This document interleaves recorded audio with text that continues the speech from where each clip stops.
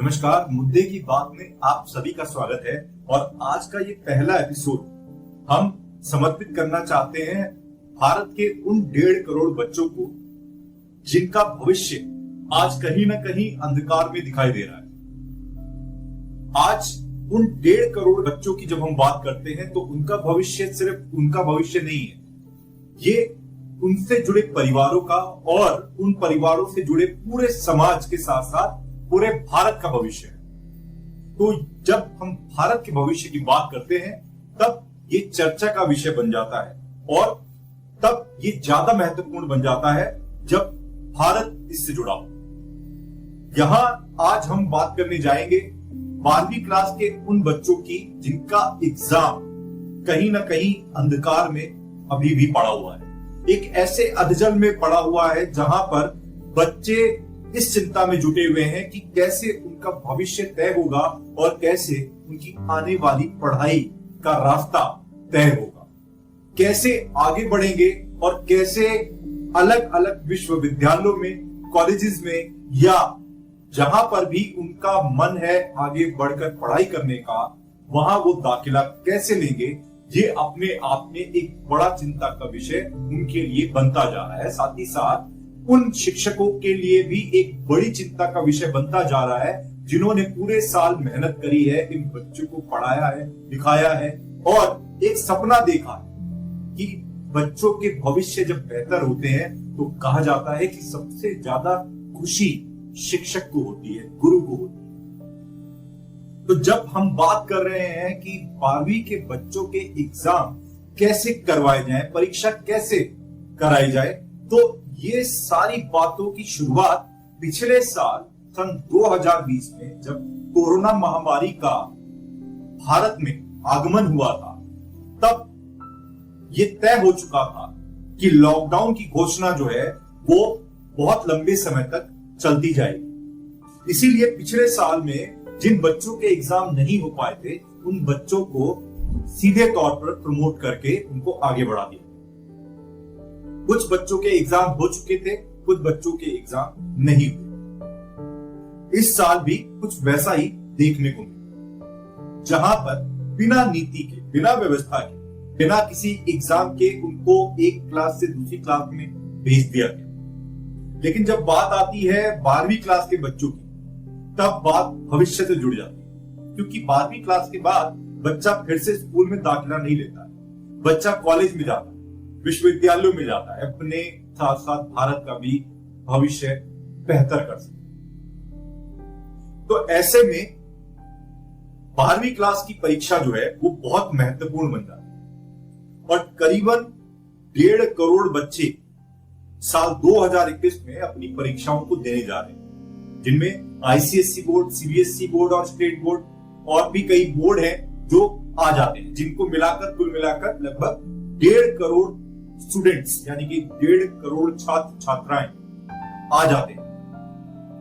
अब जब हम उनके भविष्य की बात करते हैं तो बात आती है कि उनकी परीक्षाएं अगर होंगी तब उनका दाखिला बेहतर तरीके से हो पाए, लेकिन अगर परीक्षा ही नहीं होगी तो उनके दाखिले से लेकर अगर वो अंतरराष्ट्रीय स्तर पर भी पढ़ना चाहते हैं तो वहां पर भी उनके दाखिले में समस्याएं आएंगी और हो सकता है कि शायद दाखिला ना हो पाए।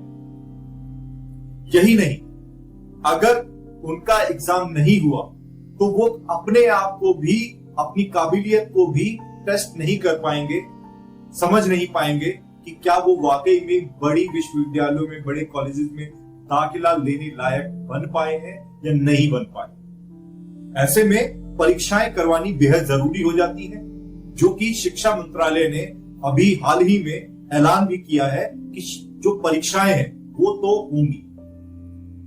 लेकिन अब सबसे बड़ा सवाल ये बनता है कि वो परीक्षाएं आखिरकार होंगी कैसे? क्या वो परीक्षाएं जो हैं वो उनके केंद्र बनाए जाएंगे और बच्चों को बुलाया जाएगा, उनका एग्जाम कराया जाएगा? क्या परीक्षाएं ऑनलाइन होंगी? तो अभी तक इस नीति पर कोई विचार नहीं हुआ है, जबकि पिछले साल ही पता लग गया था कि कोरोना महामारी के कारण अब हो सकता है कि जो आने वाले दिन हो उनमें डिजिटल सुविधाओं से ही आगे कुछ चीजों को चलाया जाए, जिनमें से शिक्षा भी एक नीति थी जिसको डिजिटल माध्यम से चलाया जा रहा। अब जब डिजिटल माध्यम से शिक्षा की बात आती है तो पिछले एक साल से, जब से कोरोना महामारी मार्च 2020 में हमारे देश में लॉकडाउन लगना शुरू हो गया था, तब से लेकर अब तक बच्चों के पढ़ाई जो है, चाहे वो छोटे बच्चे हो, चाहे वो बड़े बच्चे हो, चाहे वो कॉलेज के स्टूडेंट हो या कोई प्रोफेशनल कोर्स कर रहे स्टूडेंट्स हो, सबकी पढ़ाई ऑनलाइन चल रही है। तो ऐसे में अब जब परीक्षा की बात आती है, जबकि अभी बताया गया है, चेताया गया है कि कोरोना की तीसरी लहर आनी बाकी है, एक ऐसी लहर जिसमें सबसे ज्यादा प्रभाव बच्चों पर ही पड़ना है। वो लहर कब आएगी, अभी तक इसके बारे में कोई पुख्ता सबूत नहीं है, लेकिन कोरोना की दूसरी लहर ने भारत पे क्या छाप छोड़ी है, इससे कोई भी बच नहीं पाया।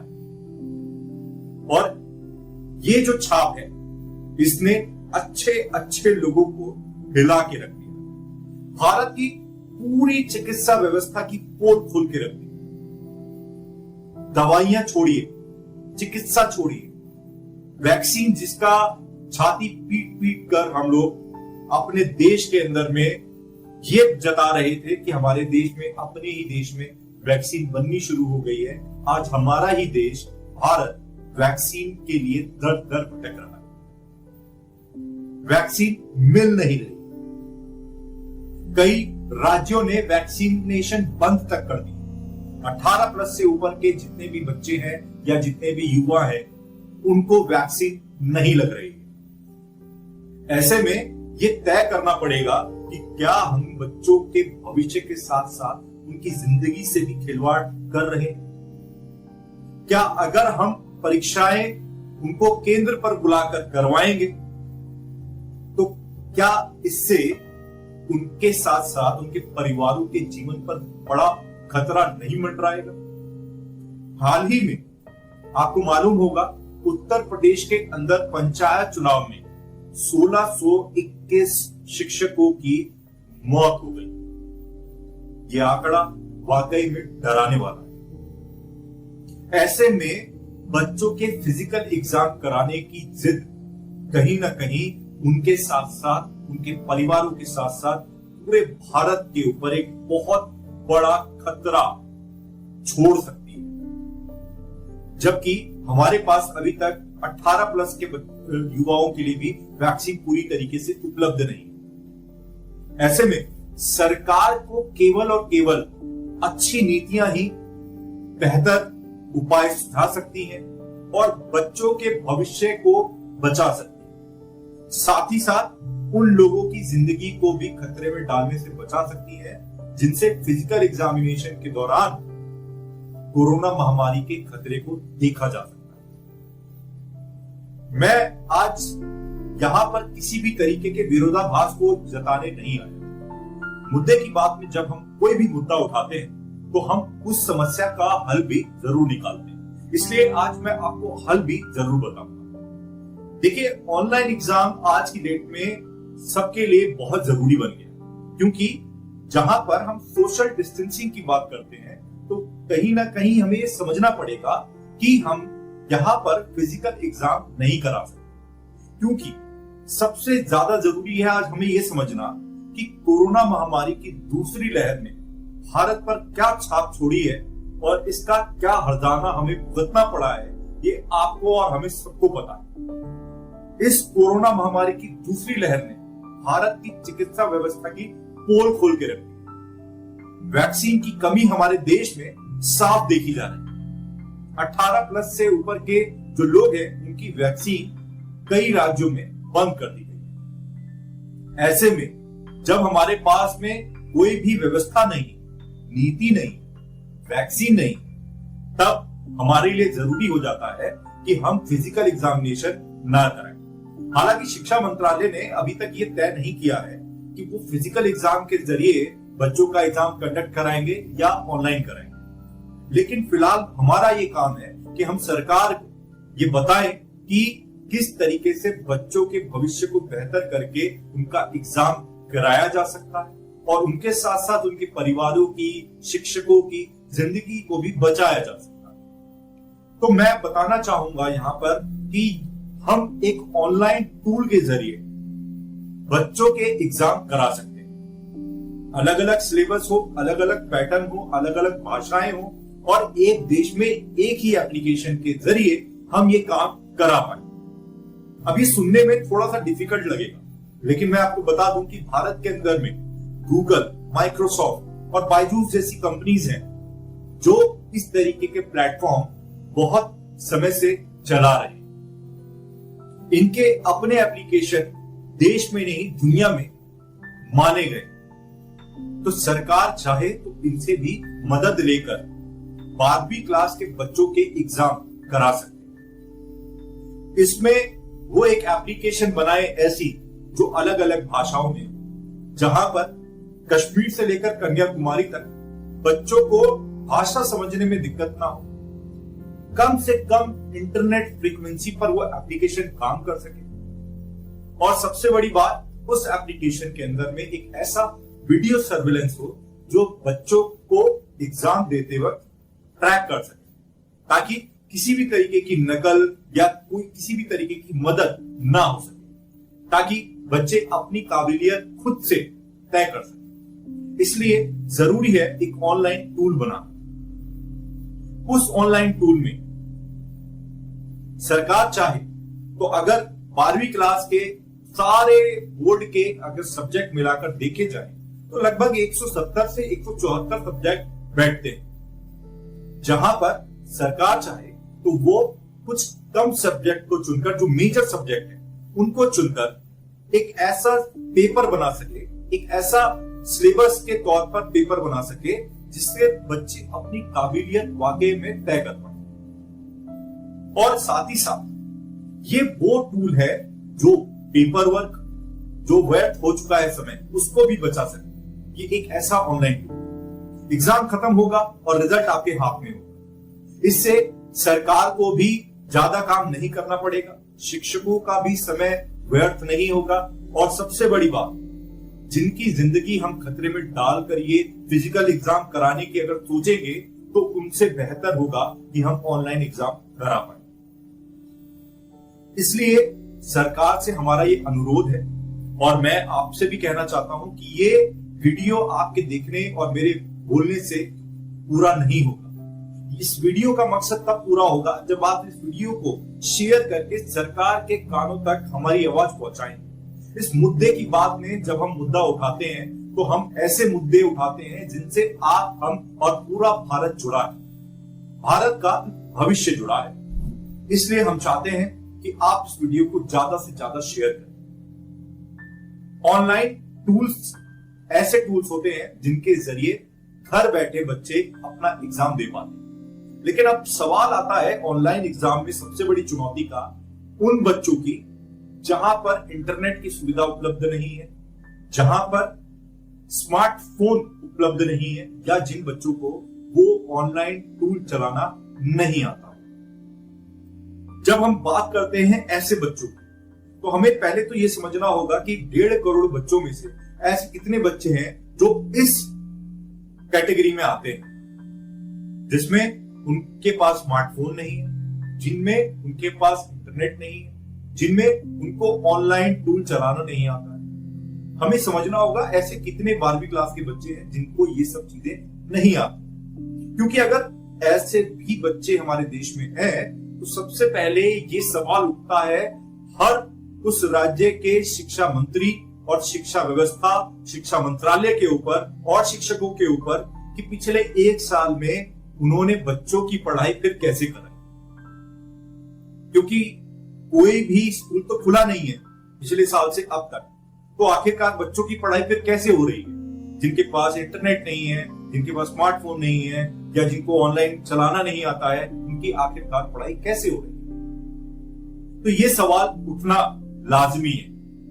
इसलिए अब हम बात करते हैं कि अगर वाकई में ऐसे भी बच्चे हैं तो उनकी परसेंटेज क्या है, इसको चेक करने के लिए सरकार जिस ऑनलाइन मैकेनिज्म को मैं बनाने की बात कर रहा हूं और जिससे मैं टेस्ट कंडक्ट करने की बात कर रहा हूं, उस ऑनलाइन टूल को सरकार को बच्चों को प्रॉपर तरीके से समय देकर, महीने भर का समय देकर बच्चों को पूरी तरीके से गाइड करके कि किस तरीके से आपका ये ऑनलाइन टूल चलेगा, आप एक ट्रायल के तौर पर पूरे के पूरे बच्चों को, जितने भी बच्चे 12वीं क्लास का एग्जाम अपीयर करेंगे इस साल, उन सभी बच्चों को आप कहें कि आप इस ऑनलाइन टूल के जरिए एग्जाम दें और ये मैंडेटरी करें कि उनको एग्जाम देना ही पड़ेगा। एक देश, एक एप्लीकेशन और एक तरीके से आप ये पूरा का पूरा ऑनलाइन टूल चलाएं, ताकि अलग अलग बोर्ड भले ही हो, अलग अलग सिलेबस भले ही हो, अलग अलग सवाल भले ही हो, लेकिन इस स्मार्ट टूल को चलाने की नीति एक ही हो, जिससे बच्चों को कोई भी तकलीफ ना हो पाए। अब इसमें अगर सरकार ट्रायल के तौर पर इसको एक बार, दो बार और 3 बार ट्राई करके बच्चों के साथ एग्जामिनेशन कराकर, एक टेस्ट के, एक ट्रायल के तौर पर एग्जामिनेशन कराकर ये चेक करती है कि कितने बच्चे इस एग्जाम को अटेम्प्ट करते हैं और कितने बच्चे इसमें प्रॉपर तरीके से इसको पास कर पाते हैं, तो सरकार के पास एक आंकड़ा आ जाएगा कि कितने ऐसे बच्चे हैं जो इंटरनेट से या स्मार्ट टूल से इस परीक्षा को देने में असमर्थ है। जब ऐसा होगा तो सरकार ये तय कर पाएगी कि हमें एग्जाम कैसे कराना है।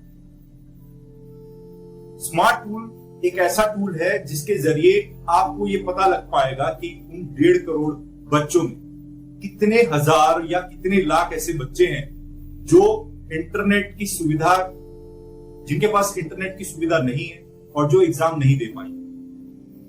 ऐसे मुझे लगता है कि बच्चे हमारे देश में बहुत कम होंगे, शायद 1%, 2% या 3% या 5%। हम ऐसे बच्चों का एक आंकड़ा निकाल पाएंगे और जब आंकड़ा निकल जाएगा तो मुझे लगता है कि ऐसे बच्चों का एग्जाम कराना, घर पर कराना आसान हो जाएगा। हम अपने सरकारी कर्मचारियों, जो कि आज भी हर गांव, हर शहर पर जाकर ड्यूटी कर रहे हैं, उनके जरिए भी उन बच्चों तक पेपर पहुंचाकर उनका एग्जाम करा सकते हैं। क्योंकि ये बच्चे आंकड़ों में बहुत ज्यादा नहीं होंगे जिन बच्चों के पास में इंटरनेट की सुविधा नहीं होगी। जब बच्चे आंकड़ों में ज्यादा नहीं होंगे तो उनके फिजिकल एग्जाम कराना आसान हो जाएगा।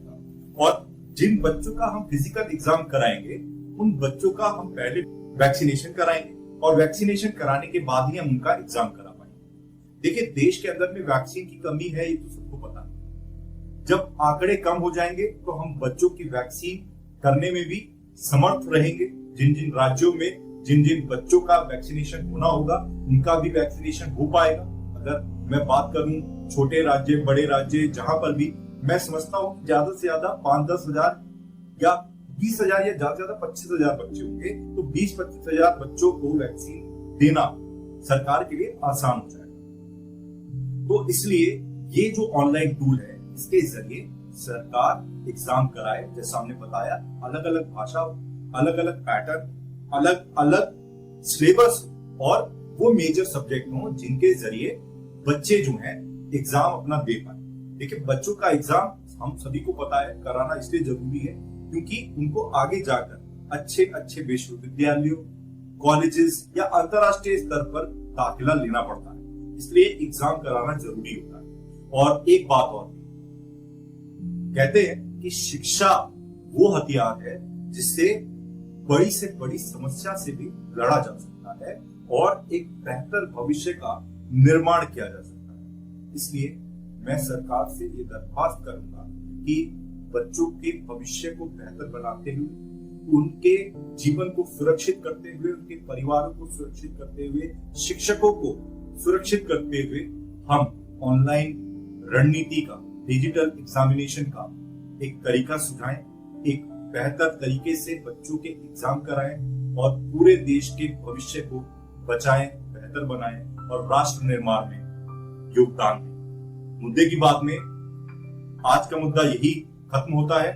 आपको ये वीडियो कैसी लगी, इसको आप कमेंट बॉक्स में जरूर बताएं, लाइक करें, शेयर करें, सब्सक्राइब करें और हाँ, मुद्दे की बात के अगले एपिसोड में अगला मुद्दा क्या होगा, इसके लिए भी हमारे साथ जुड़े रहें। जय हिंद, जय भारत।